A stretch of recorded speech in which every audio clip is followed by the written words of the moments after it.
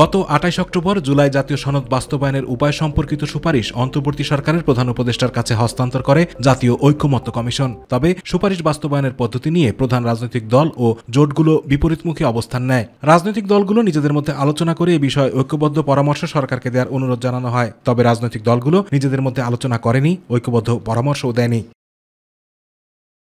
অবশেষে আজ জুলাই সনদ বাস্তবায়নের পদ্ধতি চূড়ান্ত করেছে সরকার। সকালে উপদেষ্টা পরিষদের বৈঠকে তা অনুমোদনের পর দুপুরে জাতির উদ্দেশ্যে ভাষণ দিয়ে তা জানান প্রধান উপদেষ্টা ডক্টর মোহাম্মদ ইউনূস। তিনি জানান, আগামী ফেব্রুয়ারির প্রথমার্ধে ত্রয়োদশ জাতীয় সংসদ নির্বাচনের দিনই জুলাই সনদ বাস্তবায়নে গণভোট অনুষ্ঠিত হবে।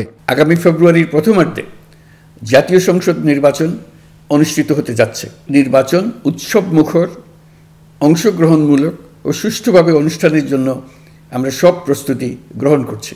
আমরা সকল বিষয় বিবেচনা করে সিদ্ধান্ত নিয়েছি যে আগামী জাতীয় সংসদ নির্বাচনের দিনেই গণভোটের আয়োজন করা হবে। একই দিনে নির্বাচন ও গণভোট হলে সংস্কারের লক্ষ্য কোনোভাবে বাধাগ্রস্ত হবে না উল্লেখ করে তিনি বলেন, এতে নির্বাচন আরও উৎসবমুখর ও সাশ্রয়ী হবে। জুলাই সনদের আলোকে গণভোটের ব্যালটে উপস্থাপনীয় প্রশ্নগুলো পড়ে শোনান প্রধান উপদেষ্টা।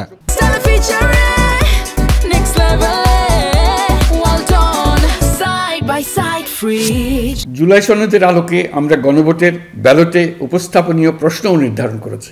আপনি কি জুলাই জাতীয় সনদ সংবিধান সংস্কার বাস্তবায়ন আদেশ 2025 এবং জুলাই জাতীয় সনদের লিপিবদ্ধ সংবিধান সংস্কার সম্পর্কিত নিম্নলিখিত প্রস্তাবগুলোর প্রতি আপনার সম্মতি জ্ঞাপন করছেন?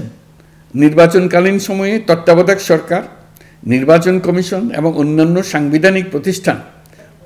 সাংবিধানিক প্রতিষ্ঠান জুলাই সনদে বর্ণিত প্রক্রিয়ার আলোকে গঠন করা হবে। আগামী সংসদ হবে 2 কক্ষ বিশিষ্ট।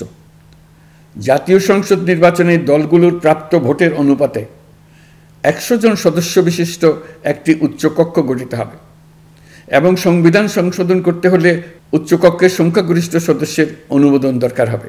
গণভোটে সংখ্যাগরিষ্ঠ ভোট হ্যাঁসূচক হলে আগামী সংসদ নির্বাচনে নির্বাচিত প্রতিনিধি নিয়ে একটি সংবিধান সংস্কার পরিষদ গঠিত হবে। এই প্রতিনিধিগণ একই সাথে জাতীয় সংসদের সদস্য হিসেবে দায়িত্ব পালন করবেন বলে জানান ডক্টর ইউনূস।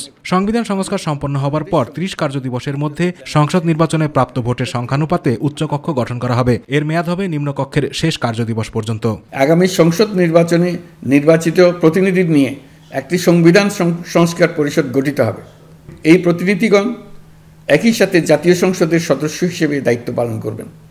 পরিষদ তার প্রথম অধিবেশন শুরুর তারিখ হতে 180 কার্যদিবসের মধ্যে সংবিধান সংস্কার করবে। আতিকুর রহমান তিতাস, মাই টিভি। নিম্নকক্ষের শেষ কার্যদিবস পর্যন্ত।